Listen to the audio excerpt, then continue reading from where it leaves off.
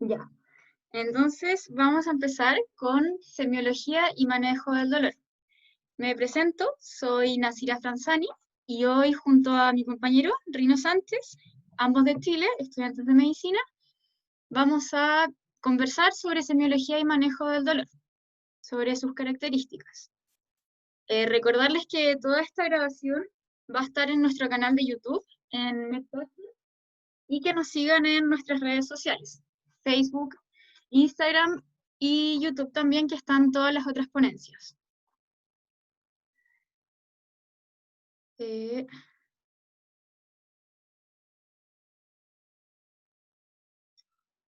No me cambia la...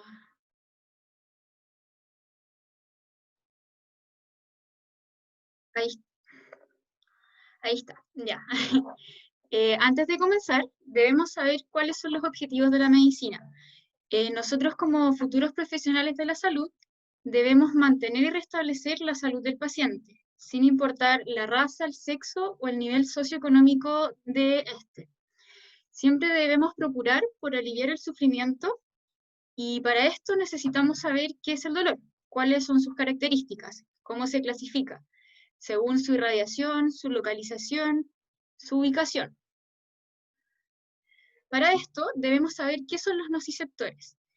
Los nociceptores son receptores del dolor que captan el estímulo del daño real o potencial del tejido.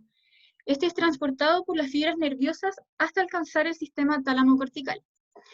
Como podemos ver en esta imagen, está actuando un estímulo doloroso, que podría ser una aguja, que activa estos receptores del dolor, los cuales viajan por la asta dorsal de la médula espinal, por la vía sensitiva, hasta llegar a la zona de sensación dolorosa, que es el sistema tálamo-cortical, lugar donde se hacen conscientes este estímulo. Es muy importante recalcar que para que estos nociceptores se activen, se necesita un estímulo que supere el umbral, es decir, un mínimo del estímulo. Bueno, y la definición del dolor, no sé si alguien podría comentar en el chat, porque activar el micrófono está complicado. No sé si alguien ahí podría decir, y Rino me comenta, que yo no puedo ver el chat.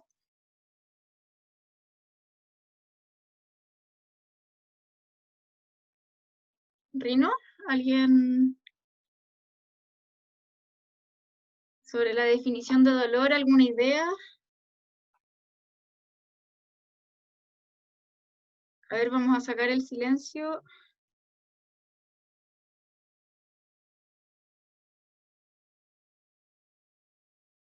Ahí pueden activar el micrófono.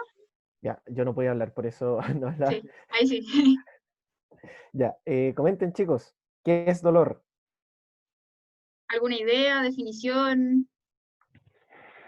Como una sensación de alerta o algún tipo de llamada de atención, de alerta. Sí, ¿Ya? Un está bien. malestar general. También. Bueno, vamos a ir a la definición.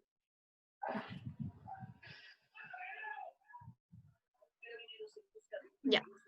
Debemos saber que el dolor es una de las consultas más frecuentes que como médicos vamos a tener en nuestra consulta.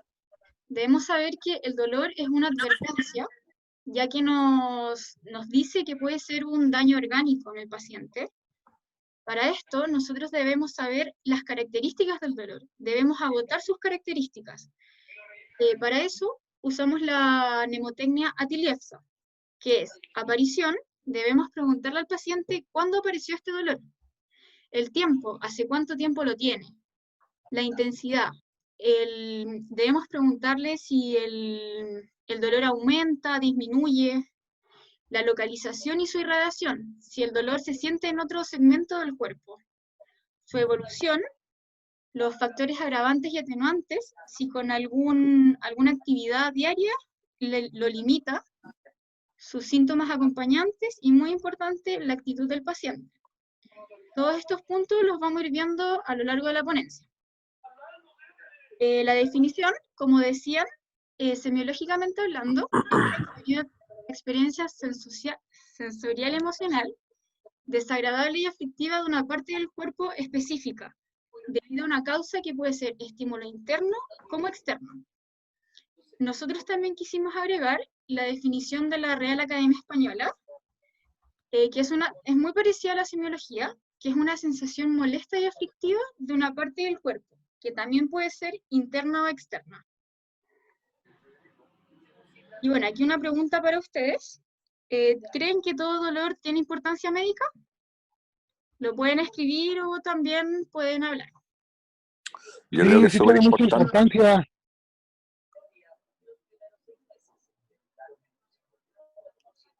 Nacira, si queréis me dais a mí el hospedador para regular un poco el audio. Ya. Ahora. Ahí está.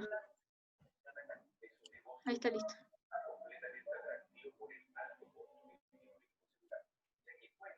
Y ahí estás como hospedador. Ya, voy a silenciarlo. Voy a silenciar ahí, listo. Ya, perfecto. Ya. Listo, ahí mira, todos dicen que sí. Ya Que todos tiene dicen importancia que médica. es claro. Ya. ¿Nadie dice algo contrario?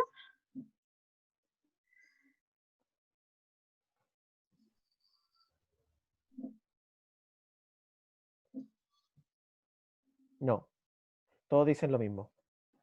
Ya. Estoy esperando a que cambie la diapositiva. Ya. Bueno, la respuesta es no. No todo dolor tiene importancia médica. Esto es porque los dolores que son fugaces y transitorios no tienen importancia médica, como puede ser mialgias o dolores articulares. Los dolores que sí tienen importancia médica y que son una advertencia, como dije anteriormente, son los dolores que son recurrentes, intensos y persistentes. Bueno, y los tipos de dolor. Nosotros podemos clasificar los tipos de dolor en 8.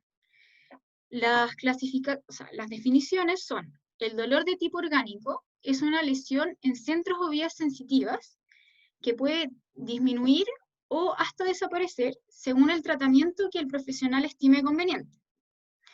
El dolor funcional o psicogénico se caracteriza por ser intenso y persistente.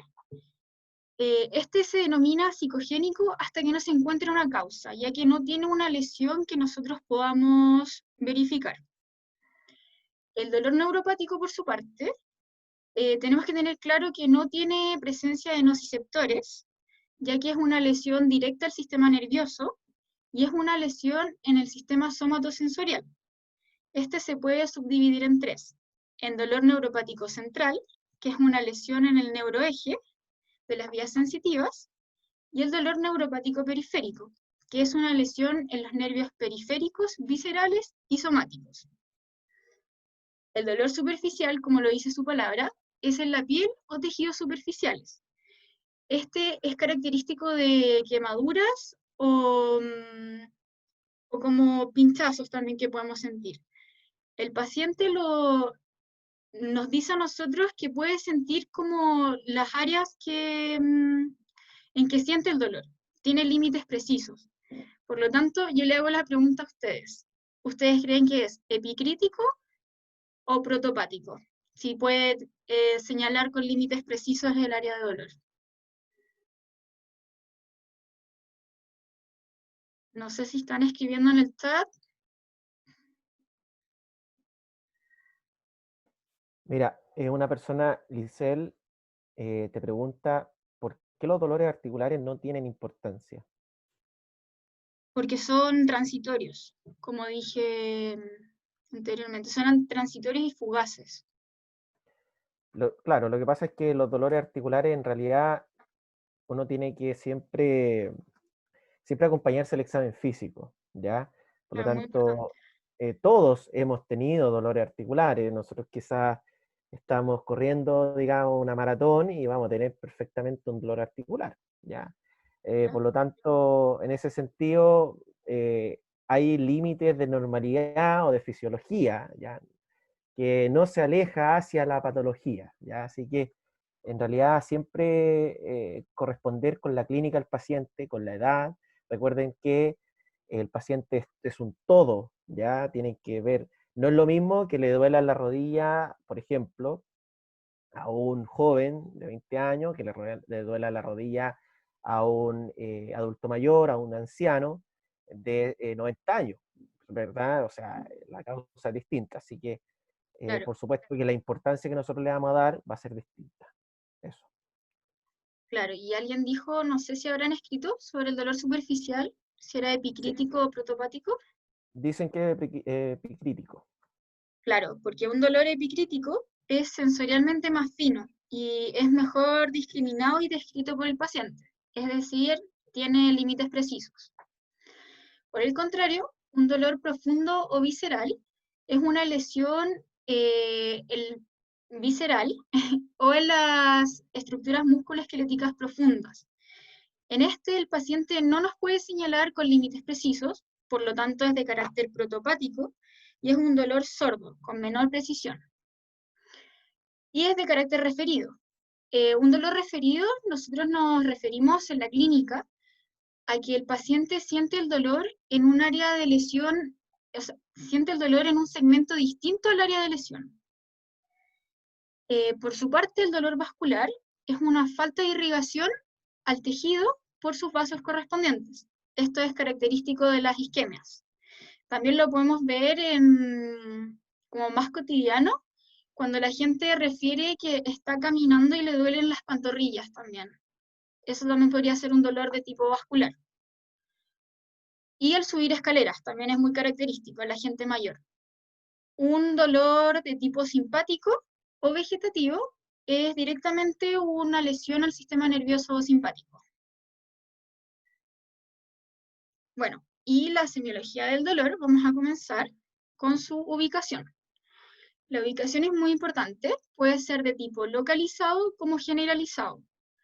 Una ubicación de tipo localizado es un segmento específico del cuerpo, el cual es más fácil para el profesional de la salud poder, poder hacer el examen físico, que puede ser, por ejemplo, la mano, el codo, la rodilla, como vemos en la imagen. Y un dolor de tipo generalizado es un segmento de mayor tamaño, que es más difícil de poder localizar. Los lugares que son más difíciles de poder examinar son el cráneo, el tórax y el abdomen. Ahora vamos con la irradiación. La irradiación, que puede ser de tipo, o sea, el dolor puede ser con irradiación y sin irradiación. Un dolor que tiene ausencia de irradiación es característico del dolor localizado, ya que está solamente en un segmento del cuerpo. Y un dolor con irradiación es una lesión en el nervio periférico y sus raíces sensitivas.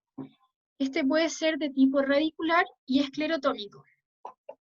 El de tipo con irradiación de tipo radicular corresponde al trayecto de un nervio que se acompaña de síntomas y signos, tales como la hipoestesia, que es la disminución de la sensibilidad, las paresias, que son parálisis parcial o disminución de la contractibilidad muscular, disestesias, que es una sensación extraña, y por último la hiperreflexia, que es un aumento de las respuestas reflejas.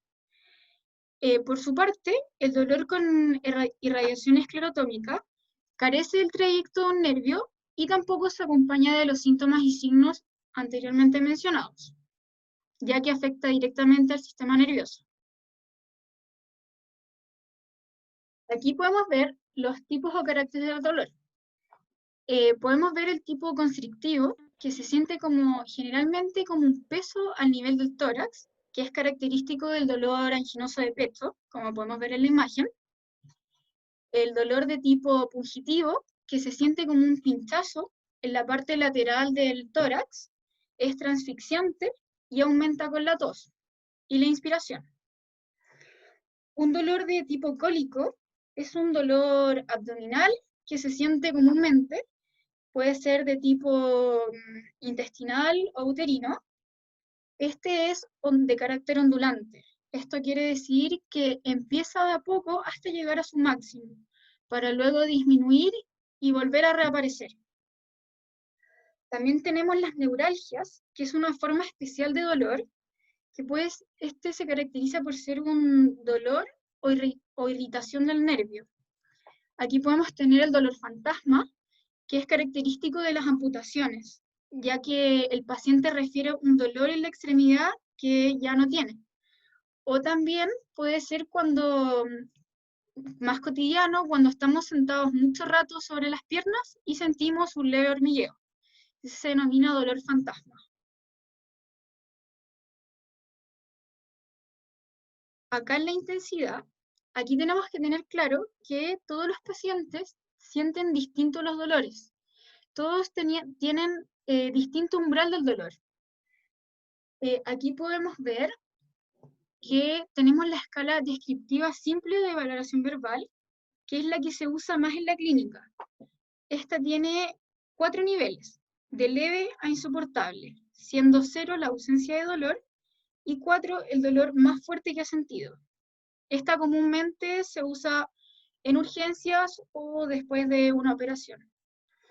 La escala descriptiva del alivio del dolor, esta se refiere al requerimiento de analgésicos que necesita el paciente, siendo 0 que no tiene alivio, es decir, requiere analgésicos, y 3 un alivio completo del dolor. Tenemos también la escala de caras, que se usa usualmente en pediatría con los niños. Esta consta de 5 a 12 dibujos de distintos colores de expresiones faciales. Esta es una escala ascendente. Aquí se le pide al niño que nos diga según la carita cómo se sienten, ya que no nos pueden decir con los números. La escala visual análoga, que es muy parecida a la escala descriptiva, esta es un tipo de regla que se separa de 1 centímetro, que es una puntuación del 1 al 10. También es muy usada, siendo 0 una ausencia de dolor y 10 un dolor máximo. Y por último, en intensidad, tenemos el cuestionario de dolor de McGill. Este cuestionario es muy usado en enfermedades crónicas. Este también se usa según puntuaciones y consta de 3 dimensiones del dolor: sensorial, afectiva y cognitiva. Esta no se usa mucho en la clínica, ya que se necesita mucho tiempo para que el paciente pueda completar este formulario, y también no todos los pacientes tienen el mismo nivel educacional, por lo tanto no es muy fiable.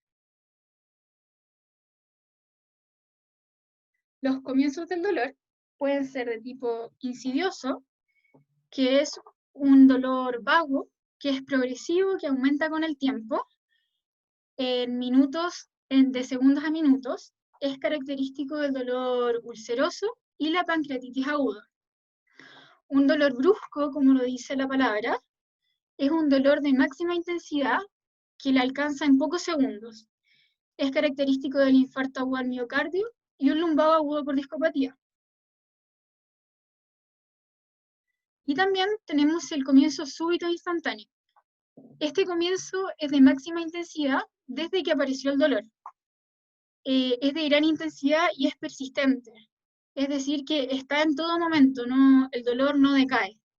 Es una ruptura de víscera hueca y también característico de un aneurisma disecante de la aorta. Acá tenemos la evolución del dolor. La evolución la podemos dividir en dos, en aguda y crónica. La evolución de tipo aguda puede ser de tipo continua, que es característico del dolor anginoso de pecho, es decir, el dolor no desaparece, de tipo paroxístico, y de tipo intermitente, que es característico del cólico intestinal. Cabe destacar que el dolor agudo es menor a 4 semanas. Superando estas 4 semanas, se caracteriza como un dolor de tipo crónico. El dolor de tipo crónico puede ser de tipo continuo, que dura semanas o meses, y es característico del cáncer gástrico. Este esta evolución de tipo crónico continuo no es muy, no se manifiesta mucho, se manifiesta más en enfermedades malignas, como son el cáncer. Al estar semanas o meses, no desaparece y está hasta la fatalidad. Una evolución de tipo crónico recurrente dura horas o días, puede desaparecer para volver meses después. Y es característico del dolor ulceroso. Acá tenemos los factores modificantes del dolor. Los alivios del dolor va a depender del dolor que siente el paciente. Puede comenzar desde el reposo, que se alivie solamente con un reposo, con una ingestión de alimentos, con una buena hidratación, y por último con fármacos, que sea debidamente recetado por un profesional de la salud, que se va a hablar más adelante. Y los factores desencadenantes o agravantes puede depender también del dolor, ya que un esfuerzo físico, por ejemplo, en un lumbago por discopatía, va a aumentar mucho el dolor. El frío también influye mucho en los dolores articulares. Las emociones del paciente van a influir también en cómo siente el dolor y lo puede sentir más fuerte también. Los movimientos y la tos también, como lo es en un dolor torácico.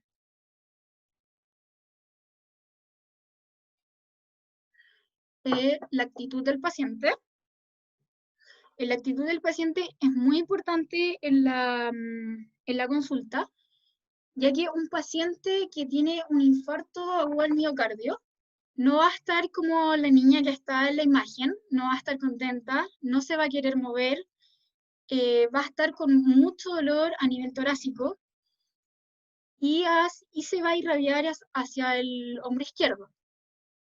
Una persona, en cambio, que tiene un dolor gástrico, va a estar inquieta, no va a poder estar sentado en la camilla o sentado en su cama. Por eso depende mucho la actitud del paciente al momento de evaluar el dolor. Los síntomas acompañantes. Los síntomas acompañantes también son de gran importancia al momento de poder diagnosticar el dolor, ya que estos nos ayudan a llegar a un diagnóstico, a saber qué sistema podría estar comprometido. Por ejemplo, actualmente con el COVID, nosotros podemos tener un estado febril, mialgias o cefalias, que nos están señalando que podría ser COVID, que se descarta con un PCR. La percepción del dolor, como decía anteriormente, todo paciente siente el dolor de distinta forma. Todos tenemos un umbral distinto y esto también depende de la religión, la raza, la cultura de esta persona, su estado emocional, ya que una persona con depresión tiene alterado su percepción del dolor. Y aquí también es muy importante el grado de conciencia que tiene la persona, ya que una persona que está en coma o bajo los efectos de la anestesia no tiene percepción del dolor. Y aquí, como mencionaba mi compañero, es muy importante el enfoque biopsicosocial, ya que el paciente es un todo para nosotros, es un todo para nosotros como profesionales de la salud. Tenemos que saber cuáles son sus factores biológicos, cuáles son sus factores psicológicos y sus factores sociales, sus redes de apoyo, su familia, en qué trabaja el paciente. Nosotros tenemos que tener una buena relación médico-paciente desde el comienzo desde que él llega a nuestra consulta. Y ahora, Rino, no sé si queda alguna duda. Tengo una pregunta. ¿Sí? Ya, Benjamín. ¿Qué tiene que ver la religión con el dolor? Es ahí, acá. ¿Rino? Sí. Bueno, la religión en realidad es como, se refiere más bien a cómo enfrentamos el dolor.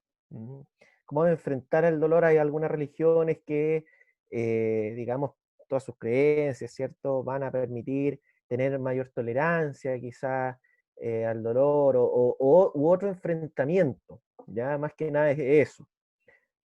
Claro. A eso se refiere. Aquí preguntan qué es el dolor epicrítico y protopático. Ya. El dolor epicrítico es cuando el paciente lo puede señalar con límites precisos dónde está el dolor. Es un dolor que es sensorialmente más fino, que es mejor discriminado. Por ejemplo, puedo decir que en el brazo me duele el codo, pero si digo me duele todo el brazo, es un dolor protopático, que es un dolor con menos precisión.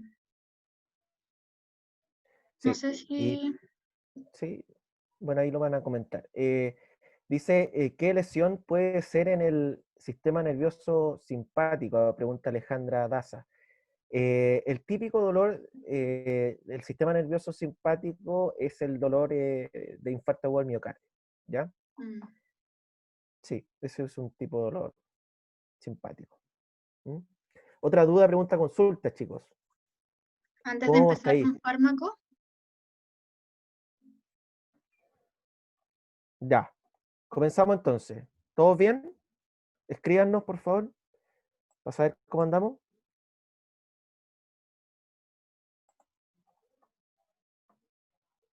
¿nada? ¿Ninguna duda? Ya, todo bien, dice. Ya, Ya, comenzamos chicos. con fármacos. Bien. Farmacología del dolor. ¿En qué consiste? El dolor de McGill.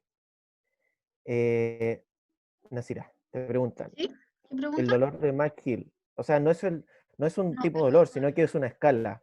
¿Ya? acá, Sí. ahí. Es una escala, es un cuestionario donde se le pide al paciente que complete.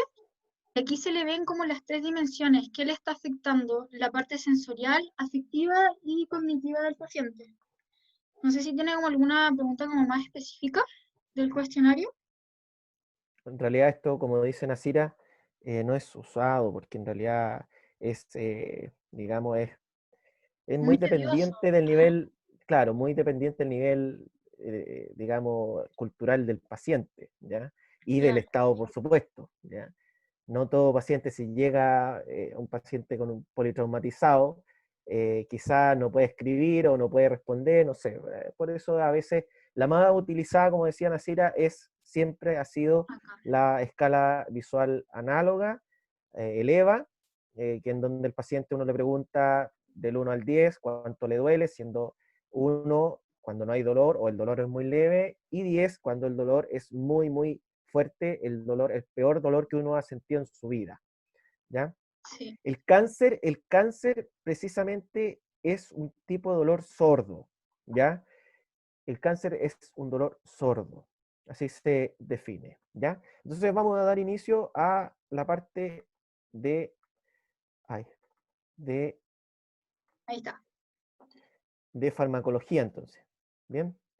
Espérate, es que se me chispoteó, denme un segundo. Es que YouTube, puros problemas. Espérenme un segundo. Yo quiero que me comenten antes, por mientras arreglo este tema, ¿qué fármaco utilizamos para el dolor? ¿Cuál es el fármaco más utilizado para el dolor? Todos hemos tenido dolor en la vida, ¿cierto? ¿Qué tomamos nosotros? Ahora sí. Ah, Inés. Ya, ojo. Tramadol, ya. Ya, ahí nos fuimos un poquito, nos subimos de nivel. Ya, yo si no. O sea, me refiero a que si yo tengo un dolor, no sé, me duele un dedo, yo no voy a tomar tramadol. Así que ahí yo quiero que nos vayamos con calma. ¿Perfecto? Ahora, el tramadol es común. Aquí en Chile es común. Su agüita, dice Matías. Bien, su agüita. Su agüita con azúcar, ¿verdad? Y chao para la casa. Ya. También es cierto. Ya. Paracetamol, claro, exactamente. El paracetamol, perfecto. Súper bien. Están muy, muy bien inclinados. ¿Ya? Ahora, también se llama en otros países acetaminofén. Creo que en Venezuela o en Colombia lo llaman así. ¿Ya? Entonces, yo veo sus comentarios y perfectamente naproxeno. Me están nombrando morfina, perfecto, ahí ya estamos en un dolor ya más complejo, más grave, ¿verdad? en un contexto muchísimo más grave, más crónico podría ser, y analgésicos, ¿verdad? Ácido acetilsalicílico, que es la clásica, la aspirina. ¿Ya? Bien, eso es, exactamente. No ocupamos antibióticos, ¿verdad? No, no, ¿verdad? O sea, todos saben que son los analgésicos. Ya, perfecto, no andamos tan perdidos. Muy bien. Entonces, el metamizol también, ya, el metamizol sódico, que es la dipirona, no sé si en sus países se llama dipirona, pero ya no he usado, creo que ya no están en venta. No está en venta, pero es muy bueno. El metamizol se usa más bien para las crisis hipertensivas como su efecto hipotensor, no tanto, no tanto como analgésico. ¿Ya? Entonces, ahora, ¿cuál es el problema? Claro, una chica me dice acá que el problema está en la automedicación. ¿Ya? Perfecto, súper bien. ¿Por qué? Porque nosotros nos vamos al médico con un dolor leve, nos duele la cabeza, ¿ya? Y tomamos paracetamol o acetaminofén. Entonces, ya cuando ese dolor persiste, se vuelve un poco molesto, nos afecta un poco digamos, nuestro diario vivir, ¿verdad? Ahí ya vamos, pum, vamos al médico, porque nos preocupamos, ¿verdad? Entonces, en realidad, la farmacología del dolor, yo sé que ustedes son expertos en esto, y ya la mayoría los conocen, hasta su familia lo conoce, no siendo médico, pero yo vengo a contarle aquí muchas cosas que en el cuento de analgesia existen muchos mitos, ¿ya? Que hoy en día, mediante estudios, mediante evidencia, se han ido derribando, ¿ya? Y también tenemos que entender que todo fármaco, estamos en un contexto que el fármaco es una droga, ¿ya? Es una droga, y por lo tanto una droga no es inocua al organismo, por lo tanto siempre va a generar un efecto adverso, una reacción adversa medicamentosa, ¿verdad? Entonces, claro, también depende del grado de dolor, como dice aquí Alejandra Daza, perfecto. Exactamente. Entonces, eso es lo que yo quiero que ustedes sepan hoy día, además de reconocer, que muy bien lo explicó Nasira, además de reconocer un tipo de dolor y en base a eso, estudiarlo, ¿verdad? O me preocupo o no me preocupo, también tenemos que saber la intensidad del dolor y en base a esa intensidad, ¿ya? Que la intensidad es subjetiva, lamentablemente, ¿ya? Yo voy y le doy un medicamento, un fármaco. Perfecto. Entonces, ahora, ustedes dicen, nos vamos a enfrentar mucho a eso, que el paciente quizá, ustedes dicen, no, no creo que, ¿cómo le va a doler tanto, verdad? No, imposible, este caballero está mintiendo. Yo lo veo tranquilo y me dice que el dolor es insoportable. Igual tenemos que creerle al paciente. Lamentablemente, en este contexto de analgesia, tenemos que darle un medicamento que inhiba ese dolor, ¿ya? Que lo mantenga bajo el umbral. Entonces, en base a esa introducción, les quiero comentar esta fotito que encontré en internet de un doctor, un médico urgenciólogo de una universidad X de Chile. Y fíjense bien, miren esta barbaridad. Y yo les pregunto, ¿qué es esto? Fíjense, a este paciente le dieron, bueno, están con un contexto de un cálculo, ¿verdad? Ureterales, ¿ya? Precisamente izquierdo. Y fíjense bien, bueno, le pidieron también exámenes y qué sé yo, y ketorolaco, ketoprofeno, ondansetron, tramadol. ¿Qué pasa con este paciente? Imagínense, ¿usted cree que está bien?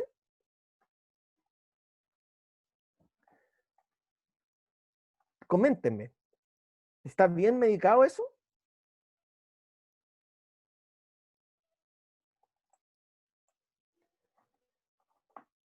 Coméntenme en el chat.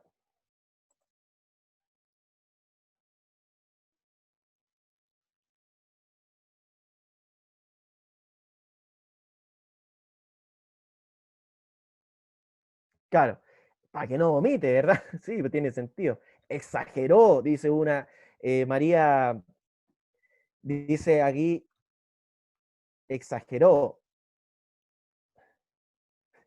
Claro,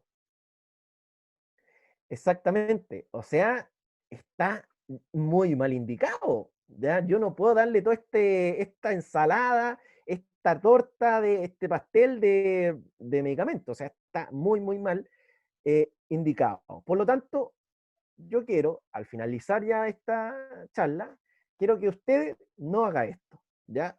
Y entienda ciertas características que son mitos, por supuesto que nosotros creíamos que, por ejemplo, tomando 2 AINES iba a mejorar, o mientras más dosis, mejor, y le metemos, y le metemos, y le metemos dosis, mejor. No, eso es un mito, ¿ya? Ahí lo vamos a ir conversando. Fíjense ustedes. Se demora esto un poco en cambiar. Ahí sí. Entonces, primero, vamos a definir 2 tipos de dolor. Yo sé que esto ya hablamos anteriormente, pero en términos farmacológicos me sirven mucho conversar de este tema. De 2 tipos de dolor. El tipo de dolor agudo y el dolor crónico. ¿Ok? Oye, ahí me dicen, Mari Dariel, algo me dice que era su suegra. ¿Era mi suegra? No, pero bueno, eso era un secreto, ya no tienen que decir esas cosas. Ya. Claro, y otro le dice, le hubiera dado solamente tramadol. No sabemos mucho, pero sí podría ser, dependiendo de la función renal, qué sé yo. Y además es muy fuerte. Entonces, vamos a lo que estamos conversando, el dolor agudo en primera instancia. El paciente va a mover un paciente angustiado, quejumbroso, ¿verdad? Un poco asustado, un poco con ansiedad, ¿ya? Y que este paciente va a buscar una posición de tal manera que esta posición no le provoque dolor. Es decir, va a buscar, va a moverse, va a tratar de buscar alguna forma de que este dolor ceda, ¿ya? Y esto, un dolor agudo, tiene una temporalidad, ¿ya? Por supuesto.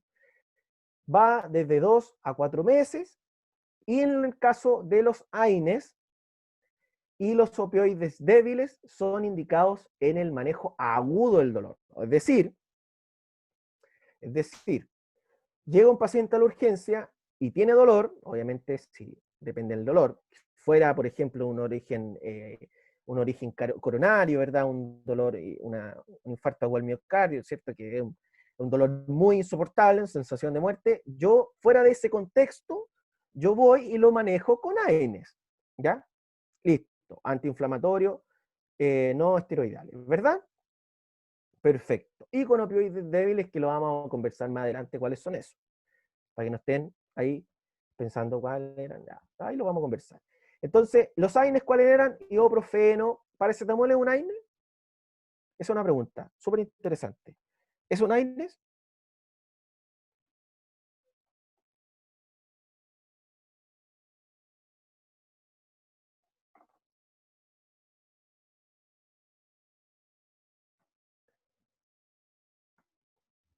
Ya.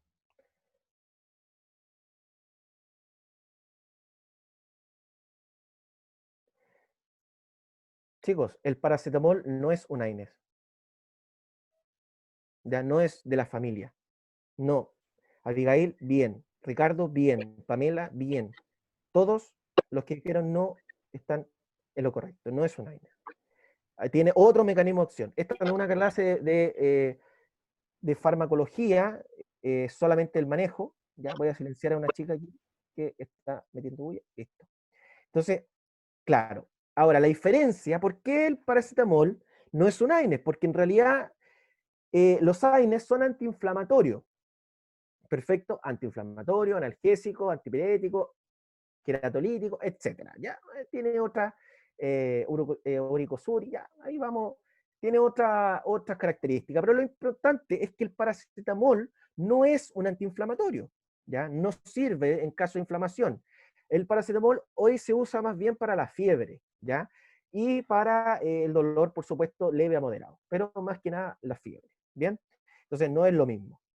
Súper importante eso, que mantengan hay alguien que, espérense, que aquí hay alguien que, por favor, silénciense todo. Les ruego porque dejen ver aquí bien ¿Cómo lo silencio todo? Permití. Los silencios. Ahí, no, ya lo silencié. Ah, te silencié a ti. Nasira, perdón. Bueno, son cosas que pasan. Ya. Ya. Cambiando de tema. Espera. Esto no se marca nunca. Me cuesta un poco. Ahí sí. Entonces, otro lado, dolor crónico. Crónico, cuando yo hablo de cronicidad, hablo un poquito más de tiempo, ¿verdad? Más prolongado de tiempo. Por lo tanto, vamos a hablar de 4 a 6 meses. Yo tengo un dolor de 4 a 6 meses, yo ya lo considero como un dolor crónico. ¿Perfecto? Ahora, el paciente ya no va a estar angustiado, no va a estar asustado, por así decirlo. Va a tener otro cuadro, va a estar más deprimido, porque ya lleva tanto tiempo y dice, ya, tanto tiempo que llevo con este dolor, estoy aburrido, ¿ya? Por lo tanto, va a estar deprimido, puede existir en algunos casos el concepto de depresión, ¿verdad? Y también vamos a tener una alteración en todo el entorno del paciente. ¿Ya? En este caso, en el dolor crónico, no solamente se va a enfermar él, ¿ya?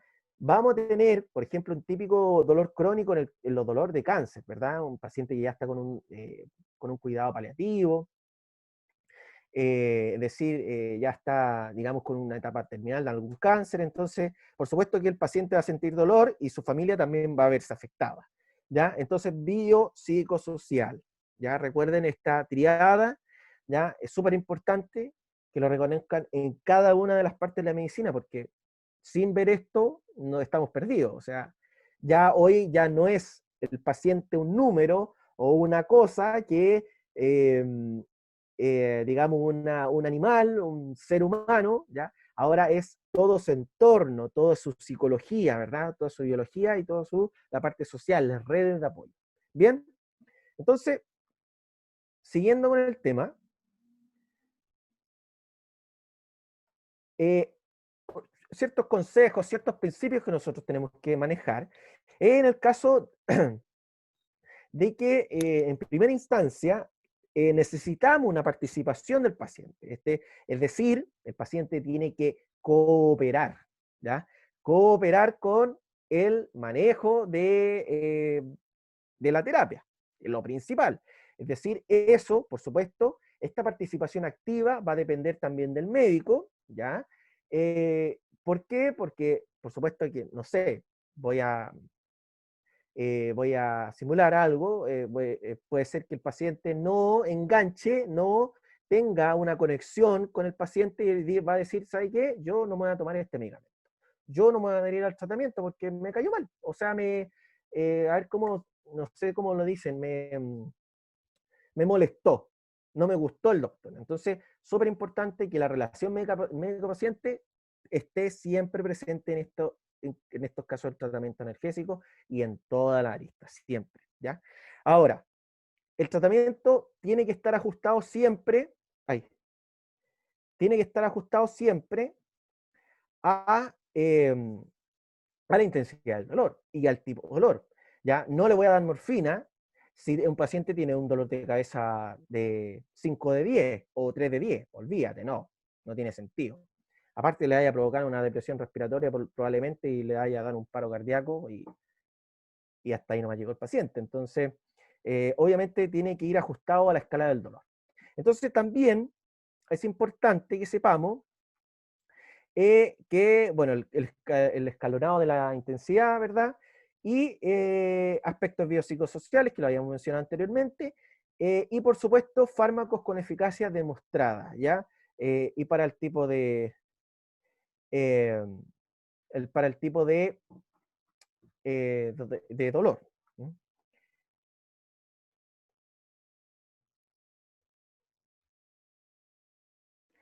Abigail dice, claro, sí, eso justamente lo que había mencionado yo, el acetaminofén no tiene propiedades antiinflamatorias, es solamente analgésica y antipirética, ¿ya?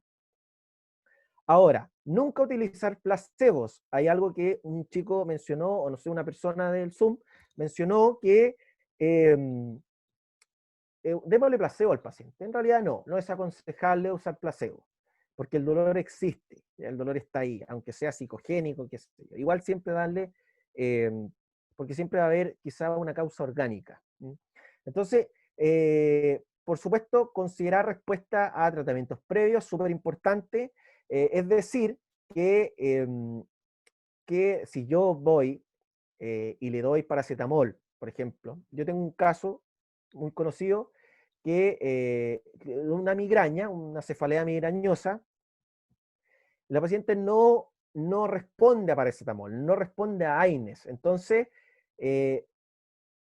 solamente responde a migranol y esos medicamentos, que no están hoy en día, no están muy bien recomendados, porque por los efectos secundarios que provoca. Entonces yo por supuesto que no le voy a dar AINES, porque yo le pregunto, oiga, ¿esto usted lo ha tomado anteriormente? ¿Le resulta o no? No, listo, vamos subiendo. ¿Se entiende? Ya, súper importante, chicos. Ahora, espérense.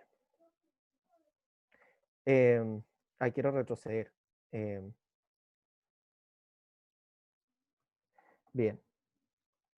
Ahora, me interesa decir, me olvidé de decirle un concepto, que en el dolor crónico es un tratamiento, el tratamiento es más complejo que en el dolor agudo, ¿ya? Súper importante eso.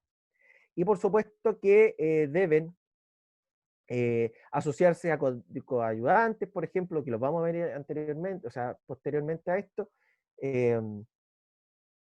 Dice, a ver, me comentó mi doctor que cuando se empieza a presentar la aura en la migraña es indicado paracetamol que pueda tener.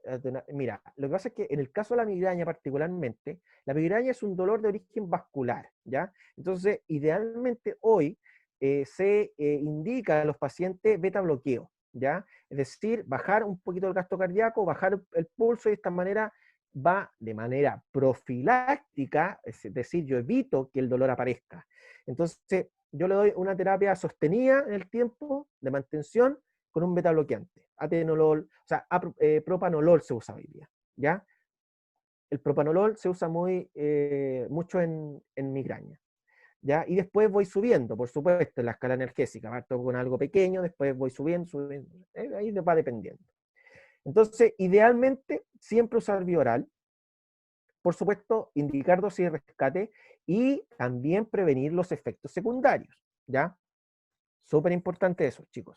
Yo, como les mencioné, estamos usando drogas y las drogas no son inocuas, ¿ya? Súper importante. Vamos a tener múltiples efectos adversos. Estoy tratando de... No puedo. Ahí sí. Entonces, importante, chicos, esta es la escala del dolor. A grandes rasgos vamos a conversar cada una de ellas. Entonces, el primer escalón es un dolor leve. Y parto con paracetamol o le sumo AINES, ¿ya? ¿Se pueden combinar dos? Sí, puede ser. Y no opiáceos, ¿verdad? Y fármacos coadyuvantes, en realidad, no muy, es primer escalón, partamos con algo pequeño. Es mejor paracetamol y AINES. Y el segundo escalón, que es un dolor moderado, vamos a tener ya el uso de opioides débiles o no opioides también y fármacos adyuvantes. Por ejemplo, tenemos en el caso del segundo escalón, codeína o tramadol. En el tercer escalón, ya, tenemos un dolor grave y ya ahí vamos a tener que usar opioides potentes. ¿Bien? Ahora, por supuesto que en este caso, en el dolor grave ya y en el cuarto escalón vamos a necesitar cuando existe una neuromodulación, ¿verdad? Ya vamos a tener que subir dosis, ¿verdad? Usar una terapia, digamos, una terapia multidisciplinaria, qué sé yo. ¿Ya? Súper importante eso. Ahí. Se me perdió de nuevo esto. Ya. Entonces, eso. Ya. Entonces tenemos el primer peldaño. Habíamos dicho que usábamos AINES o también podríamos usar coadyuvante, depende de la ocasión, pero en realidad partir con lo más básico, con lo más bajo, que son los AINES. ¿Ya? Entonces, un poco de historia, ¿qué son los AINES? En primera instancia, ya en el siglo XVIII, ¿verdad? Empezó a descubrirse toda esta historia farmacológica en donde unos científicos, unas personas van y extrayeron del sauce de este árbol grande, ¿verdad? Extrayeron su corteza y de ahí aislaron un principio activo que va a ser la salicina, ¿ya? Que va a ser la aspirina en el futuro. Ese va a ser el primer AINES, ¿ya? Entonces, posteriormente a esto, se va a sintetizar el salicilato, y van descubriéndose ciertas propiedades, ¿verdad? Y ya en la época del 90 van a descubrir todas las enzimas que tienen que ver con los AINES, que son los COX, las prostaglandinas. ¿Bien? Ya. Tengo que ver también YouTube. Entonces, ahora, solamente recordarles. A ver, ¿alguien tiene alguna pregunta? Primero que todo. ¿Alguna duda, pregunta, consulta?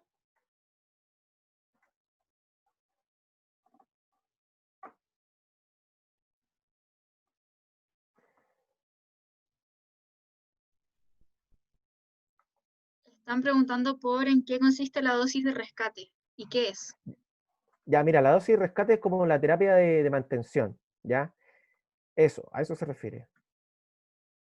Estoy arreglando.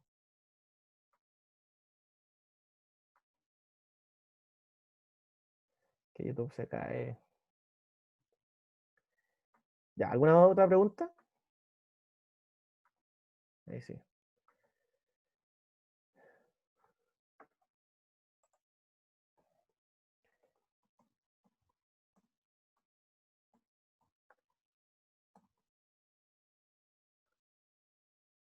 Dice. Ya, ninguna otra pregunta.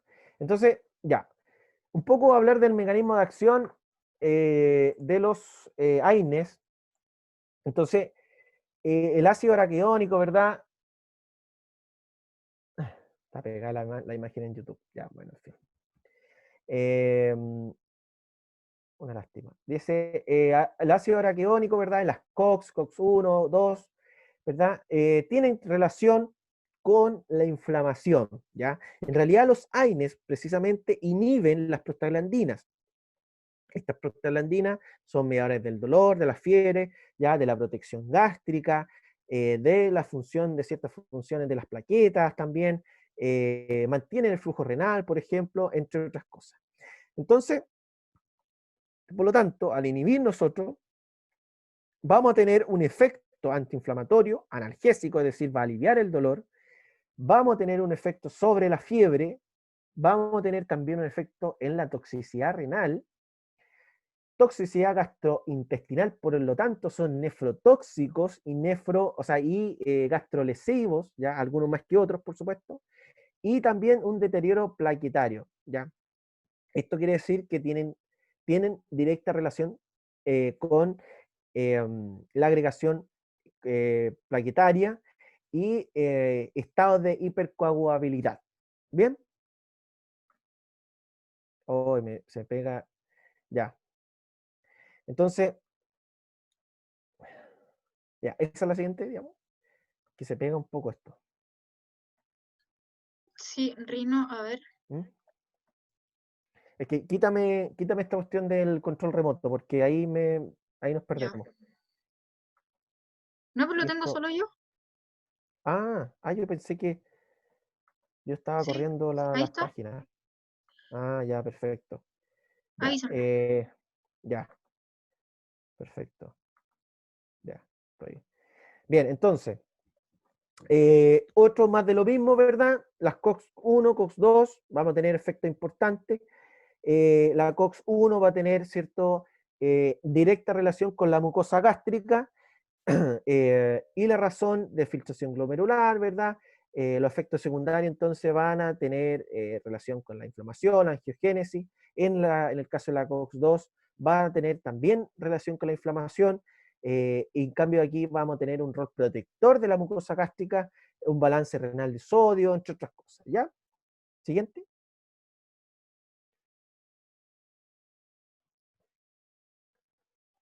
Ya, entonces, bien, los efectos ya lo habíamos conversado, primero analgésico, antiinflamatorio, antipirético y antiplaquetario, sobre todo la aspirina, típico que se usa, una pastillita, un comprimido al almuerzo, 100 miligramos, para evitar eventos cardiovasculares. La cardioaspirina es muy usada. Démosle. Siguiente.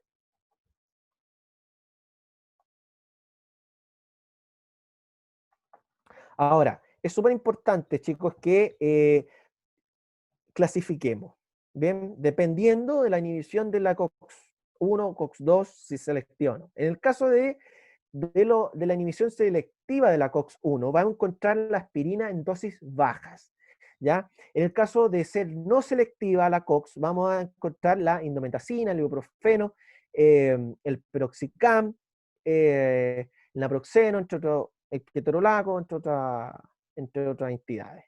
Entonces, en el caso de la selectiva, la COX-2, vamos a encontrar el nimesulide, el meloxicam, entre otros.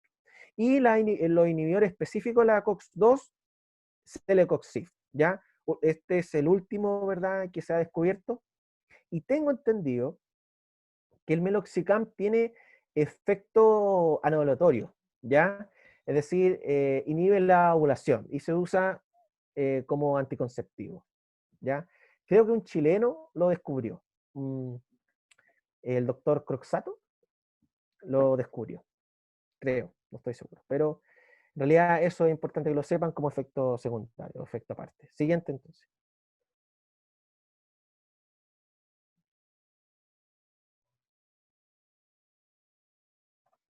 Ya, ahora, yo les quiero comentar con esto, fíjense bien que en este caso, chicos, vemos que, a ver, dice,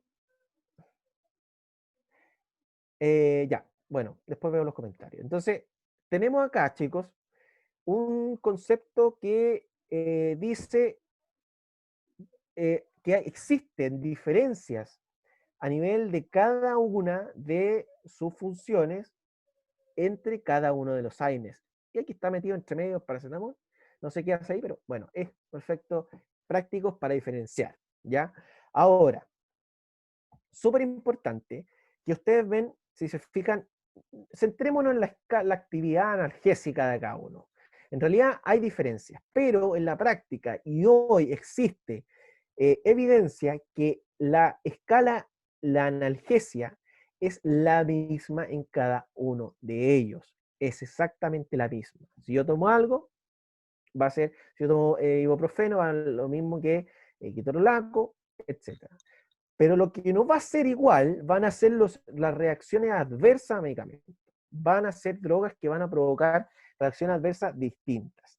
Ahora, ¿cuál es el secreto entonces que yo les quiero decir? Es que todos los AINES son iguales, lamentablemente. Ustedes, yo sé que quizás muchos creían que los AINES eran distintos, que uno mejor que el otro, y que por supuesto que sus precios varían exageradamente, hay algunos con precios exagerados, y les temo decir, ¿ya?, que los AINES son todos iguales en potencia analgésica.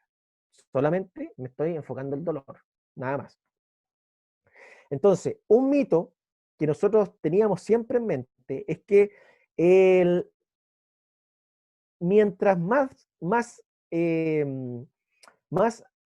AINE le doy, mejor, menos dolor voy a tener, y eso es mito, chicos, es un mito.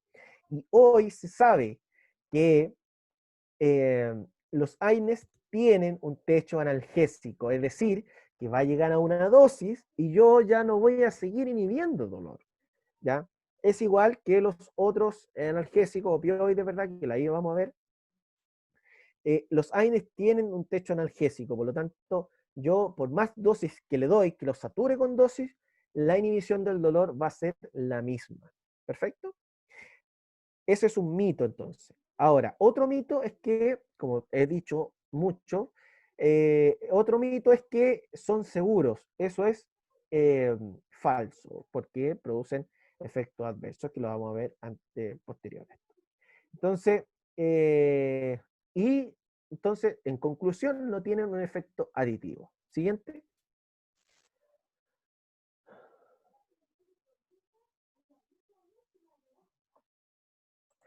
Entonces, yo quiero hablarles también que hoy en día los AINES, como bien habíamos dicho, son uno de los fármacos más utilizados, sobre todo para el dolor, por su actividad analgésica. Diariamente hay una estadística que se usa, que es muy conocida, que dice que 30 millones de personas usan a diario este tipo de fármacos. ¿Ven? Es exageradamente muy amplio su uso. Entonces, ahora la gente no entiende que eso tiene un efecto adverso. Y como, por ejemplo, los más comunes van a ser la úlcera gástrica, la hemorragia digestiva, la insuficiencia renal aguda, hipertensión, infarto, entre otras cosas. ¿Ya? Súper importante que advirtamos a los pacientes que esto, por muy inocuos que se vean, que ya, tomemos paracetamol, démosle, total, es un fármaco, la típica, todos te dicen paracetamol y para la casa. ¿Verdad? La típica. Pero eso no es así, ¿ya? Cuidado, porque tiene efecto adverso. ¿Cuál es la dosis? Eso es súper importante, si hablamos de paracetamol. ¿Cuál es la dosis tóxica? ¿Y cuál es la dosis letal? Los leo.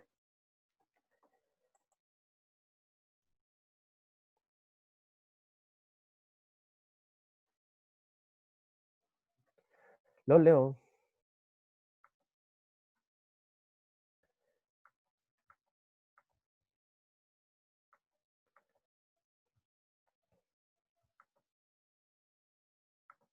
¿Cuál es la dosis tóxica y la dosis letal del paracetamol? Y y otra pregunta para pillarlo, ¿eh?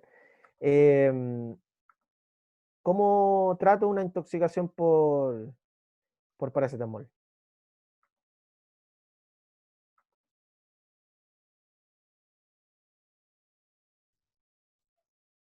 ¿Un gramo?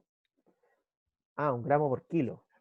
Ya, ya. Otra. ¿Quién da más? Yo les doy una pista. Espérate, voy a desiniciar. Ya, les doy una pista. 150 miligramos por kilo, ¿ya? Den más, den más.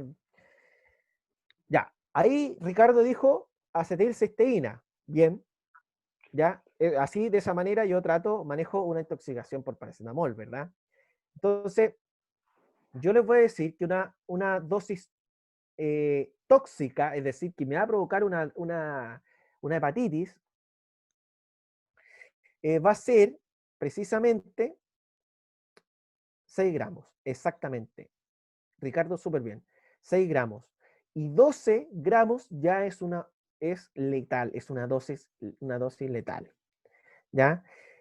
¿Cuánto se le da comúnmente al paciente de paracetamol?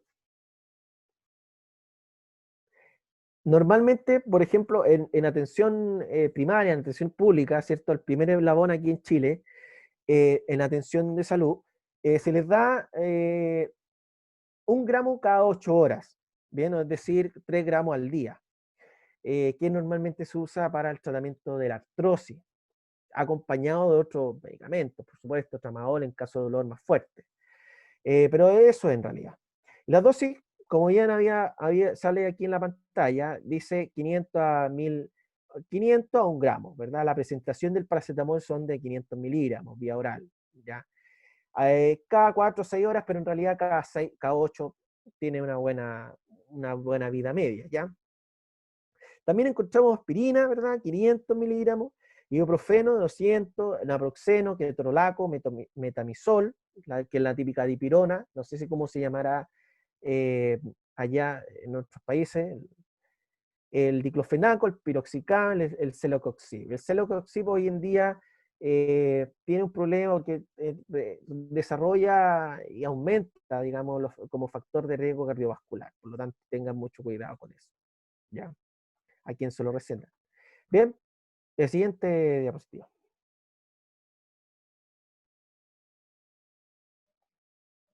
Ahora, consejo entonces siempre rotar los AINES, no combinar dos AINES, no es necesario. No hagan caso como en la receta que habíamos mencionado al principio. Y por supuesto que la administración que sea un correcto horario. Son usados en dolor óseo, ¿verdad? Y por supuesto que los efectos ya lo habíamos mencionado. Considerar muy bien la edad del paciente, las comorbilidades, por supuesto. Si tiene una úlcera gástrica, no le va a meter AINES, ¿verdad? Por supuesto, sí, en el caso de que se pueda sacar el AINES. El estado patológico y la duración del tratamiento, idealmente que no sea de uso crónico, por los efectos de la úlcera, ¿verdad? En realidad. Ya, siguiente. Entonces, el segundo peldaño del dolor. Vamos a hablar más bien de los opioides débiles, porque ya los AINES los mencionamos, y los coadyuvantes. Siguiente. Entonces, en general, por supuesto que las acciones farmacológicas, ¿verdad?, de los opioides débiles, los opioides en general, vamos a tener en principal en la analgésica. También tiene un efecto de una depresión respiratoria, es decir, puede provocar un paro cardiorrespiratorio. Va a tener efectos neuroendocrinos, depresión de la torre refleja. Es decir, hay algunos fármacos que son utilizados como antitusivos, ¿ya? ¿Cuál es el opioide que se puede usar como antitusivo? Menciónenlo ahí en la página.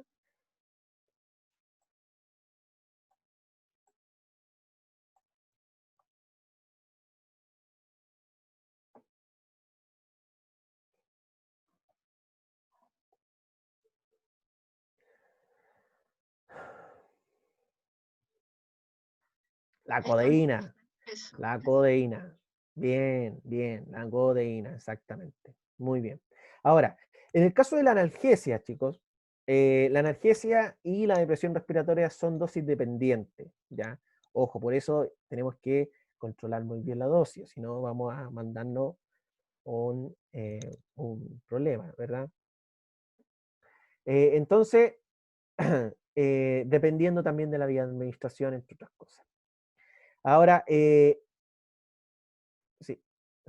Ahora, en el caso de las acciones neuroendocrinas, ¿verdad? Tenemos una estimulación de la CTH, de la TSH, hay una inhibición de la TSH, la LH, la FSH, ¿no?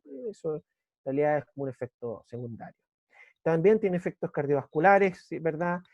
También vamos a encontrar otras acciones centrales, como por ejemplo la hipotermia, la miosis, la náusea, los vómitos, entre otras cosas.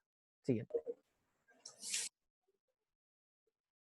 Y en el caso de los opioides menores, en realidad son indicados para dolor moderado, ¿verdad?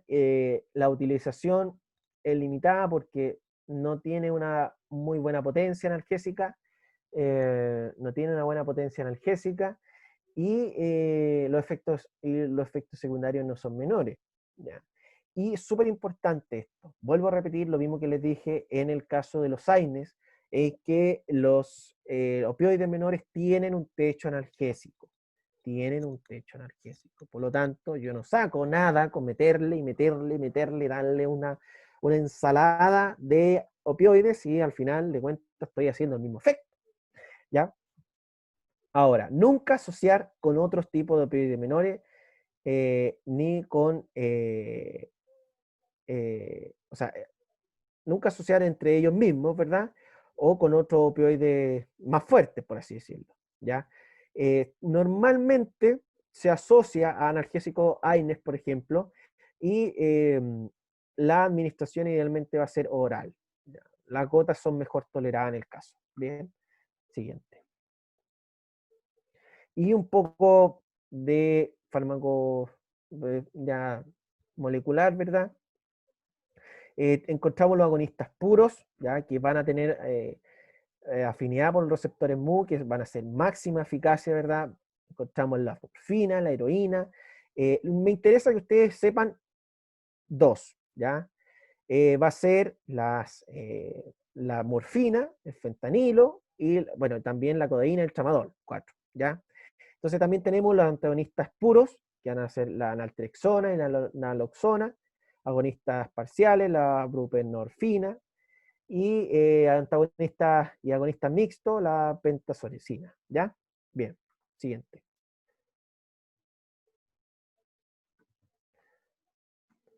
Ya, entonces, en el caso de los agonistas puros, vamos a encontrar agonistas de diferente potencia, agonistas débiles y agonistas potentes, ¿ya? En el caso de los débiles encontramos la codeína, el tramadol y la oxicodona, ¿ya?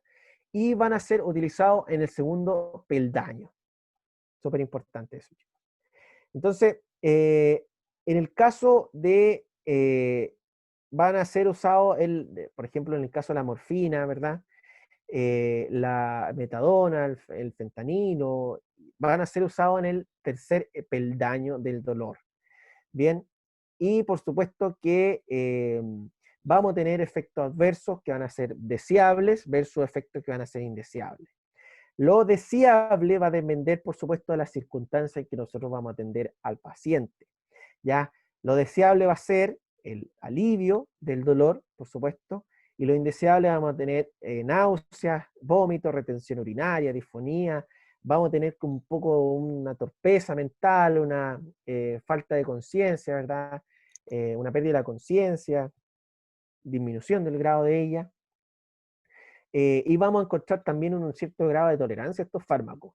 Y por supuesto, nunca olvidar la depresión respiratoria, ¿ya? Bien, eso con respecto a estos fármacos. Siguiente. Y en este caso, los opioides menores, encontramos la codeína, ¿ya? Que la presentación va a ser de 30 miligramos y la dosis habitual de 30 a 60 miligramos y una dosis máxima de 360 miligramos día. Bien, y el tramadol, vamos a tener cápsula de 50 miligramos y en solución de 100 miligramos por ml, un supositorio de 100 miligramos. Y la dosis máxima va a ser 400 miligramos al día. Siguiente. Bien. Entonces, el tercer peldaño del dolor vamos a encontrar opioides potentes. Lo secundario va a ser lo mismo que lo anterior. ¿Ya? Siguiente. Los efectos adversos, súper importantes, yo sé que ya lo he mencionado. En el caso de la morfina, chicos, es muy, muy frecuente.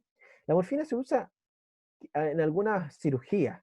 ¿Ya? Entonces es típico que el paciente ya sale de una cirugía, ¿verdad? Y le ponen morfina. ¿Y qué pasa? No puede defecar, ¿ya? Por lo tanto, o obrar, hay muchas, muchas palabras, ¿verdad? Que van a asimilarse a eso. Es decir, el paciente cursa con estreñimiento, ¿ya? Es típico de estos pacientes que son usuarios de morfina, van a cursar con estreñimiento. Por lo tanto, siempre hay que manejar bien eso con ciertos laxantes, ¿verdad? Entre otras cosas. Y es muy frecuente, ojo, por eso se los quiero mencionar. Entonces, ¿qué tipo de laxante le podemos dar a estos pacientes? Se los pregunto ahí, participen. A las 97 personas que tenemos ahora, ¿cómo nadie va a hablar? ¿Estoy hablando solamente yo? ¿Qué laxante le damos al paciente? Yo creo que le podríamos dar vaselina, ¿ya? Vaselina líquida o otras cosas. Bien, y por supuesto que se recomienda lo típico para estreñimiento, ciruelas con leche. Claro, bueno, depende, si quizá el paciente tenga una restricción alimentaria, entonces quizá no le podemos dar eso. Ya, es súper importante eso. Jugo de papaya, dicen algunos. Aún no llevo la terapéutica. Bien, pero ahora la va a aprender, ya, con nosotros. Entonces, súper importante, aumento de líquido, ya, una buena hidratación, ya, Y mucha fibra, si es que no está contraindicada la alimentación por boca, súper importante. Entonces, otros efectos adversos que vamos a encontrar directamente en la morfina va a ser la confusión, la agitación, el vértigo, macrogol, no tengo idea. Me están nombrando un medicamento, yo creo, con nombre comercial. ¿Ya? Entonces, mioclonía, entre otras cosas. Ahí en el caso del fentanilo, que se usa un 25 a 20 miligramos en parche transdérmico, ¿ya? Importante, el fentanilo es un fármaco muy utilizado, pero para dolores muy severos, ¿ya? Es muy potente, más potente que la morfina, ¿ya? Es 100 veces mayor que la morfina, ¿ok?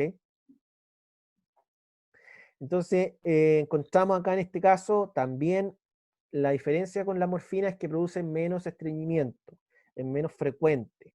Ya también vamos a encontrar sedación, pero un poco menos también, y menos deterioro cognitivo. Es más seguro, por así decirlo, la del fentanilo. ¿Ya? Entonces, lo que tiene el fentanilo al ser transdérmico, ¿verdad? Va a ser más rápido también. Su inicio de acción va a ser más rápido. Siguiente. Y las características importantes, chicos, que en este caso del dolor grave siempre se va a asociar a cáncer, ¿ya? Y se va a, por supuesto, que habíamos hablado de una terapia escalonada, ¿ya? Escalonada. Por lo tanto, si yo ya estoy con morfina, un fentanilo, quiere decir que todo lo anterior, el ANS, el opioide débil, ¿verdad? No me resultaron, ¿ya? Entonces, ahí yo empiezo con la morfina. En el caso, por ejemplo, de un infarto agudo del miocardio que inicia un dolor muy fuerte en sensación de muerte, la indicación va a ser nitroglicerina en algunos casos para hacer el dolor, y en el caso de que no resulte, la morfina, ¿ya? Entonces, no tiene, la diferencia es que la morfina y el fentanilo no tienen techo analgésico, pero por supuesto que tenemos que tener cuidado porque los efectos adversos van a ser dosis dependientes. Por lo tanto, más dosis, más efectos adversos vamos a tener. Bien, siempre vigilar la vía de administración, la titulación, es decir, titulación me refiero a que yo parto con una dosis baja, una dosis inicial, y después voy subiendo. Entonces, y partir con dosis individuales. Siguiente, por favor.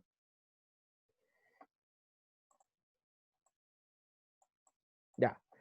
Y aquí encontramos unas dosis, en realidad, esta tabla es súper interesante. Yo quiero que la vean, la observan muy bien. Esta es la relación de dosis versus efecto de cada uno de estos medicamentos. Es decir, la dosis oral de morfina de 40 miligramos tiene el mismo efecto que una dosis de 12,5 microgramos por hora, ya de fentanilo.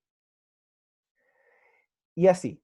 Entonces, la equivalencia, van viendo ustedes, se fijan bien las equivalencias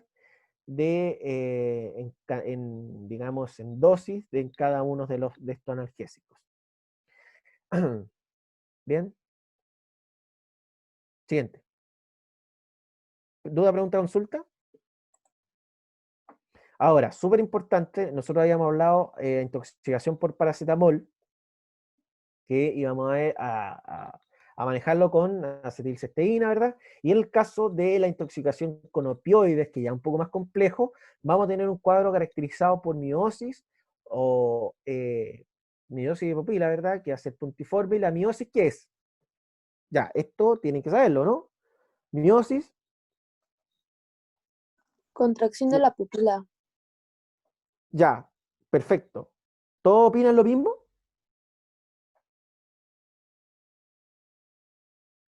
Yo les voy a dar una mnemotecnia que la inventé, porque también a mí me cuesta un poco, a veces me costaba memorizar. Entonces, les voy a dar un tips. Ya, midriasis midriasis significa dilatación. ¿Ya? Súper estúpido quizás. pero es driasis, dilatación. Por lo tanto, lo contrario, miosis, va a ser contracción. ¿Bien? Eso.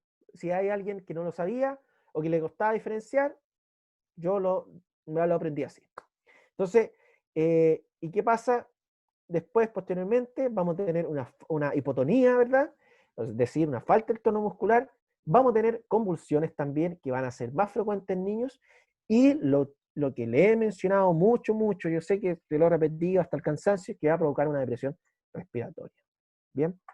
Ahora, ¿cómo yo manejo estos casos de intoxicaciones? Naloxona. Naloxona. No se lo olvide. Con naloxona trato al paciente con intoxicación opioide. Ya, naloxona, una ampolla de 0,4 miligramos diluida en 100 cc de suerito, de volumen. ¿Ya? Eso. Perfecto, esa es la dosis. Ahora, por supuesto que tenemos que administrar observando muy bien la depresión respiratoria porque por si necesita algún otro tipo de manejo. Ver bien el consumo de líquido, ¿verdad? Que el paciente se mantenga, digamos, estable, por así decirlo. ¿Ya? Bien. Ahora, en pacientes que son precisamente adictos, ¿ya? Porque también podemos encontrar adictos a este tipo de opioides, vamos a usar una terapia de mantención que va a ser la naltrexona. ¿Bien? Ahora, fármacos coadyuvantes encontramos varios, entre ellos la familia de antidepresivos, neurolépticos o anticonvulsionantes, ¿ya? Los típicos antidepresivos van a ser la duloxetina, ¿verdad? O la mitriptilina, que van a tener indicación para el dolor neuropático, depresión o en el caso de insomnio. Las características van a tener un efecto anticolinérgico y sedación. En el caso de los anticonvulsionantes, la carbamazepina, el clona, ya muy usado como droga hoy en día, ya de abuso. Clonazepam, ¿verdad? La fenitoína, la gabapentina, la pregabalina. En el caso del dolor neuropático, las mioclonías, ¿ya? Bien, siguiente, por favor. Ya. Bien, más de lo mismo entonces, en realidad, benzodiazepina, ¿verdad? Esteroide, antihistamínico. No voy a mencionar tanto en esto, no me voy a ahondar, pero estos son los fármacos que me podrían ayudar al manejo del dolor. Entonces, dependiendo del escalón, voy y le sumo, dependiendo de la intensidad, si mejora o no, voy pensando, titulando, ¿verdad? Voy jugando, pensando con criterio médico. Siguiente, por favor. Bien, entonces, en el caso de la neuropatía periférica, ¿verdad? Lo atendemos con antidepresivos tricíclicos, gabapentina, pregabalina. Ahora, el problema está en que en el caso de los antidepresivos tricíclicos vamos a tener un riesgo cardiovascular ¿verdad? Elevado, ¿verdad? Con la duloxetina, la venlafaxina. Y en el segundo escalón, la segunda línea, como primera línea tenemos eso. La segunda línea vamos a tener duloxetina, venlafaxina, entre otras cosas. Bien, entonces, post-herpética, ¿verdad? También antidepresivo tricíclico, la gabapentina en el caso de los ancianos, una lidocaína tópica. La lidocaína, recuerden que es un analgésico, ¿ya? La neuralgia trigémino, en el caso de dolor central, infiltración tumoral. ¿Bien? Eso. Y como tercera línea, se fijan que el tramadol no es muy bien usado, ¿ya? En realidad, ojo con eso, el tramadol es con eliminación de vía renal, así que cuidado, ¿ya? Cuidado. Démosle, sigamos. Y en el caso, bueno, más de lo mismo en realidad, no voy a andar más en eso.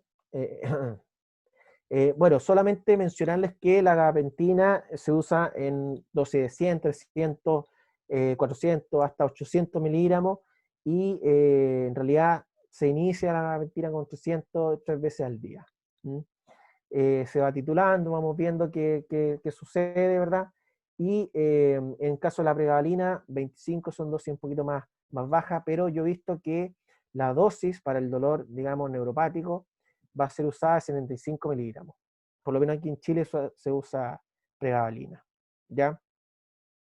También vamos titulando, ojo con la somnolencia la pregabalina es un medicamento que se da mucho, pero yo creo que hay que tener cuidado.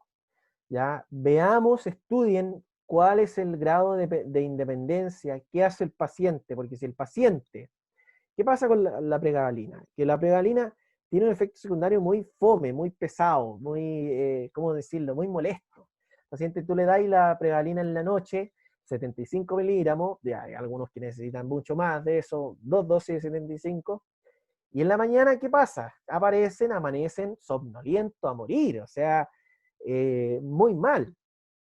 Entonces no lo toleran. Dicen, oye, no me puedo alimentar, no me puedo el cuerpo, y dicen, no, abandono el tratamiento. Entonces piénselo 2 veces al momento de indicar pregabalina. Y las carbamazepina, lo mismo entonces, 200, 400 miligramos, ¿verdad? Y carbamazepina también 300, 600 miligramos. Bien, ojo los efectos adversos, siempre titulando el medicamento y vean qué tan complejo es el dolor y vean todo el paciente, siempre he dicho, porque esto tiene efectos secundarios muy complejos que pueden limitar la vía diaria del paciente. ¿Ya? Sigamos. Rino, había una pregunta ¿Ya? de Stephanie. En caso de dolor de nervio ciático, ¿qué se le podría dar? ¿Le respondieron pregabalina? Sí, pregabalina. ¿Puedes Le das confirmar? pregabalina. Le das pregabalina, pero en realidad parte primero por AINES, ya inyectables idealmente. Ya dosis, por ejemplo, a ver qué le podríamos dar, diclofenaco inyectable. Parte con eso, dosis diaria, y después ya cuando el dolor, una lumbociática, una lumbociática ya, pucha, es que es difícil que una lumbociática no se sane, porque lo que pasa es que el paciente es porfiado, es terco, no sé si porfiado, no sé si existe esa palabra en su país, pero es terco. Entonces, paciente, ¿qué le dices tú? Llega un paciente que es constructor, ¿verdad? Que trabaja todo el día agachándose, entonces eh, pasa todo el día agachado, trabajando con fuerza, ¿verdad? Levantando cosas pesadas. Entonces llega con este cuadro y tú le dices, ya, perfecto, vamos a inyectar diclofenaco y antiinflamatorio y todo lo demás. Entonces, con eso debería ceder, ¿ya? Con eso debería ceder. Pero ¿qué pasa? Que el paciente sigue trabajando. O no, por eso es importante que el ciático, cuando tenemos afectación al ciático, le demos una licencia por 11, 15 días, ¿ya? 11 días idealmente. Es súper importante eso, porque recuerden, yo les dije mucho y Nasira les mencionó mucho que tienen que adaptarse a las condiciones del paciente y tratar de que se adhiera al tratamiento, porque no sacamos nada. Le podéis dar paracetamol y se la va a quitar quizás, pero el problema está en que el paciente no se va a adherir, va a seguir haciendo fuerza, va a seguir estimulando eso, el dolor y qué sé yo. Entonces no es la idea. Dice, la pregalina puede llegar a causar... no.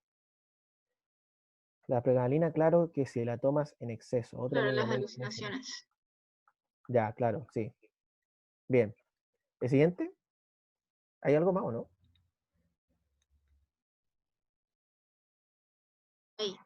Ahí está. Eso. Yo ya lo había mencionado. No usen AINES sobre AINES. No mezclen. No hagan mezclas raras, por favor. Ya no No hagan inventos. automedicarse. No automedicarse. Tengan cuidado con los efectos secundarios porque ya existen y es muy, muy, muy común. Y no son menores. Ya una úlcera puede ser, después se perfora una úlcera, ¿verdad? Y es una urgencia, hay que verla bien. ¿Ya? Claro. Eso. Toda pregunta, consulta. Claro, ¿alguna duda de toda la presentación? ¿Algo en específico? Ya, y una pregunta también me dijeron, ¿cómo aconsejas estudiar la posología de cada medicamento? No sé, viendo cada enfermedad, yo creo. Yo creo que hay Sí, que estudiar por enfermedad. por enfermedad e ir viendo cada uno. Después uno va entrando por osmosis. Todo esto entra por osmosis y no te va a dar ni cuenta cuando aprendamos todo. O sea, imposible aprender todo, pero siempre lo más común. Antibióticos, súper Pone el libro importante. bajo la almohada. Claro, por osmosis, También. claro. Ahí, exactamente. Trate Están, de meter el libro por la oreja, no sé. claro. Las diapos sí se van a mandar y esta grabación va a quedar en el canal de YouTube de MedPatton. Ya, aprovechando entonces que están los 97 acá, que no se ha ido ninguno, y a pesar de que YouTube ha tenido múltiples problemas, sigue la gente ahí, no sé por qué, parece que no se ve. Se escucha el audio. Los invito, mañana, chicos, hay una presentación de historia clínica. Va a estar muy, muy buena. ¿Ya? No lo digo porque es autorreferente, pero yo sé que va a estar... así que para que mañana a las 9 de la noche, De o Chile. sea, a las 9, perdón, de Chile, y 8 Perú y otros países, no sé, 8 entre 8 y 9, ahí estén atentos al WhatsApp y lo vamos a ir, dice entrecortado, yo creo que eso es el problema de cada uno. Ya, bueno, vamos a hablar de historia clínica, cómo confeccionar una así al detalle, ¿ya? Al detalle. Vamos a salir expertos de cómo hacer una historia clínica, porque se cometen muchos errores. Y después hablamos puras cabezas de pescado, como dicen aquí en Chile. Ya, se escucha muy bien, dice. Ya, muchas gracias a ustedes. Me encantó, bien, excelente, chicos. Oye, Matías, muy bien usted, Matías. Es que te veo al lado, oye, es que te veo al lado de la Cira, al lado de la Cira.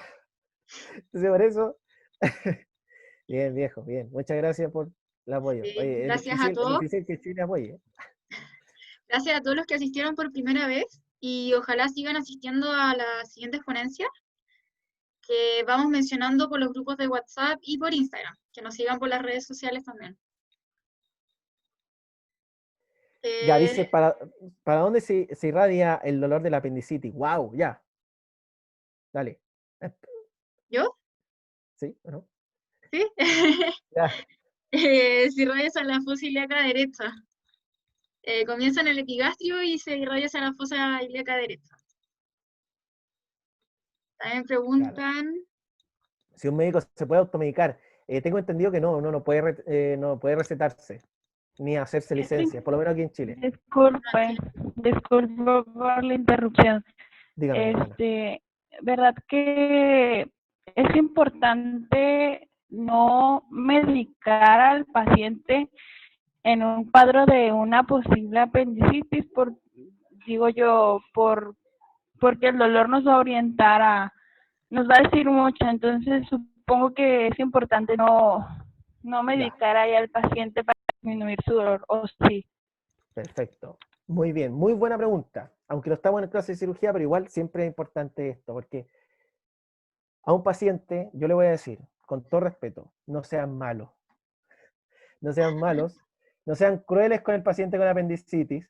El paciente con apendicitis está sufriendo, ¿ya? Entonces, dele analgesia, hágalo, ¿ya? Dele analgesia. El paciente, Aunque no tengamos el diagnóstico aún. igual, ¿ya?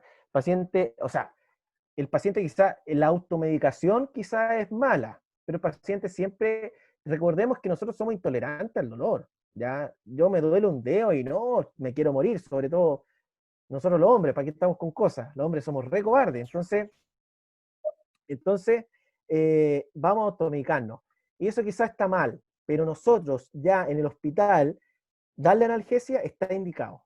Tienen que darle analgésicos. No sean crueles, claro, es un mito que no deberíamos darle. Nosotros si llega con una clínica típica de dolor, que no puede caminar, que vómito después del dolor, ¿verdad? Y toda la clínica, bien, ya, vamos a estudiarlo, vamos a hacerle Bloomberg, ¿verdad? Y todo lo demás. Pero no importa que le den analgesia, denle, igual. Ya, yo sé que va a disfrazar un poco el dolor, pero ya vamos a tener al paciente acá, al frente de nosotros, estudiémoslo. Hagámoslo PCR, hemograma, ¿verdad? Una eco, quizá, un TAC, ahí vemos, ahí vamos viendo, pero denle. El paciente está sufriendo, denle.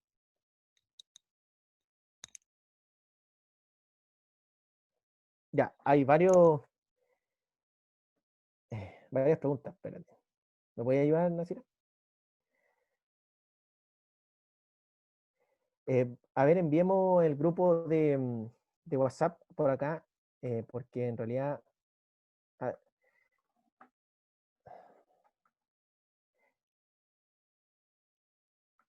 ya, voy a tratar de enviar al tiro los links de WhatsApp, ¿ya? El link del grupo 9 parece que está, porque ya el 8 se llenó, probablemente. Silenciar. El 8 parece que está completo. Sí, se llenó. Ya, oye, síganos en nuestras redes sociales. Voy a dejar acá el link de WhatsApp para que se unan. Los que ya se unieron, por favor no se unan al 9 porque no es necesario, hablamos lo mismo. Ya estamos los mismos actores, los mismos payasos, el mismo circo, el mismo circo. Se da vuelta nomás. Claro, ya. Bueno, eso, chicos. Bueno, hay varios que dicen que enmascara el dolor, pero no denle igual analgesia. Está indicada la analgesia. Muchos dicen, no, oye, no le den porque enmascara el dolor, sí, pero el paciente está sufriendo, viejo. Y sobre todo con la apendicitis. Ya la apendicitis es muy, muy compleja. ¿Mandas tú el link? Sí, espérate. Ya, súper. Me estoy metiendo acá. Espérame un cachito. Voy a dejar de grabar. Por ahí. MedPassion Community. Ahí. Ese es el link